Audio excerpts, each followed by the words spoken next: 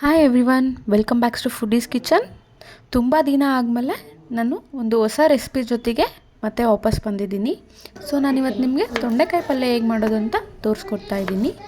ನಾನಿಲ್ಲಿ ಫಸ್ಟಿಗೆ ತೊಂಡೆಕಾಯಿನ ಕ್ಲೀನಾಗಿ ತೊಳೆದಿಟ್ಕೊಂಡಿದ್ದೀನಿ. ಇದನ್ನು ಸ್ಲೈಸ್ ಆಗಿ ಕಟ್ ಮಾಡ್ಕೊಳ್ತಾ ಇದ್ದೀನಿ. ತುಂಬ ತೆಳ್ಳಗೂ ಅಲ್ಲ, ತುಂಬ ದಪ್ಪಗೂ ಅಲ್ಲ, ಮೀಡಿಯಮ್ ಸೈಜ್ನಲ್ಲಿ ಕಟ್ ಮಾಡ್ಕೊಳ್ಳೋಣ.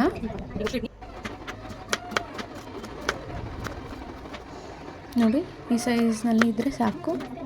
ಈ ದಪ್ಪ ಇದ್ದರೆ ನಾನೊಂದು ಬಾಣಲೆಗೆ ಈ ತೊಂಡೆಕಾಯಿ ಹಾಕ್ಕೊಂಡು ಫ್ರೈ ಮಾಡ್ಕೊಳ್ತಿದ್ದೀನಿ. ಕೆಲವೊಬ್ಬರು ಎಣ್ಣೆಯಲ್ಲಿ ಇದನ್ನು ಕರ್ಕೊಳ್ತಾರೆ. ಸೊ ಆ ರೀತಿಯೇ ಬೇಕಂದ್ರೆ ಮಾಡ್ಕೊಳ್ಬೋದು. ಅದು ತುಂಬ ಎಣ್ಣೆ ಇರುತ್ತೆ ಅಂತ ನಾನು ಈ ರೀತಿ ಫ್ರೈ ಮಾಡ್ಕೊಳ್ತಿದ್ದೀನಿ ಅಷ್ಟೇ. ಇದಕ್ಕೆ ನೀವು ಸ್ವಲ್ಪ ಎಣ್ಣೆ ಹಾಕ್ಕೊಂಡು ಫ್ರೈ ಮಾಡ್ಕೊಳ್ತೀರಿ. ನೋಡಿ, ಇದು ತುಂಬ ಹೊತ್ತು ಹಿಡಿಯುತ್ತೆ ಫ್ರೈ ಆಗೋಕ್ಕೆ. ಸೊ ಈ ರೀತಿ ಬರೋವರೆಗೆ ಫ್ರೈ ಮಾಡ್ಕೊಂಡು ಇದನ್ನು ಒಂದು ಪ್ಲೇಟ್ಗೆ ತಗೊಳ್ತಿದ್ದೀನಿ. ಸೊ ತೊಂಡೆಕಾಯಿ ಪಲ್ಯಗೆ ಒಂದು ಮಸಾಲ ಪೌಡರ್ ರೆಡಿ ಮಾಡ್ಕೊಳ್ಬೇಕು. ನಾನು ಅದಕ್ಕೋಸ್ಕರ ಈಗ ಶೇಂಗಾ ಬೀಜನ ಈ ಬಾಣಲೆಯಲ್ಲಿ ಹಾಕ್ಕೊಂಡು ಹುರ್ಕೊಳ್ತಿದ್ದೀನಿ.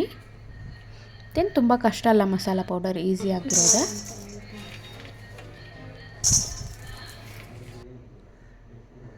ಶೇಂಗಾನ ಚಟ್ನಿಗಳಿಗೆಲ್ಲ ಹೇಗೆ ಹುರ್ಕೊಳ್ತೀರೋ ಸೊ ಹಾಗೆ ಶೇಂಗಾನ ಹುರ್ಕೊಳ್ತಿದ್ದೀನಿ.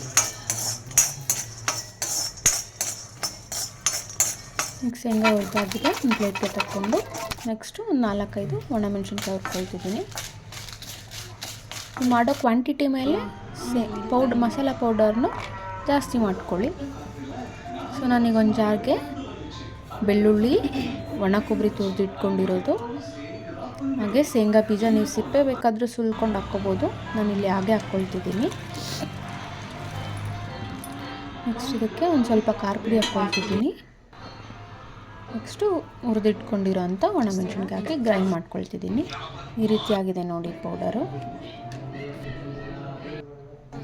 ಸೊ ನೆಕ್ಸ್ಟು ನಾನೀಗ ಅದೇ ಬಾಣಲೆಗೆ ಒಂದು ಸ್ಪೂನ್ ಆಗುವಷ್ಟು ಎಣ್ಣೆ ಹಾಕ್ಕೊಳ್ತಿದ್ದೀನಿ. ಸೊ ಇದಕ್ಕೆ ನಾನು ಎಣ್ಣೆ ಕಾದ್ಮೇಲೆ ಶೇಂಗಾ ಬೀಜ ಹಾಕ್ಕೊಳ್ತಿದ್ದೀನಿ.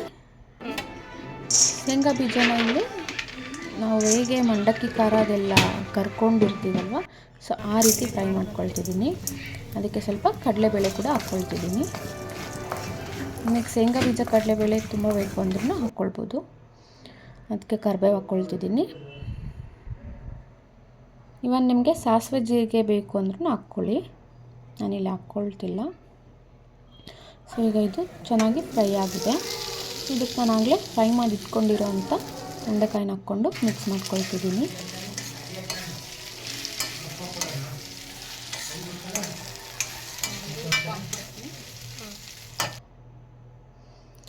ಇದಕ್ಕೆ ರುಚಿಗೆ ತಕ್ಕಷ್ಟು ಉಪ್ಪು ಹಾಕ್ಕೊಳ್ತಿದ್ದೀನಿ.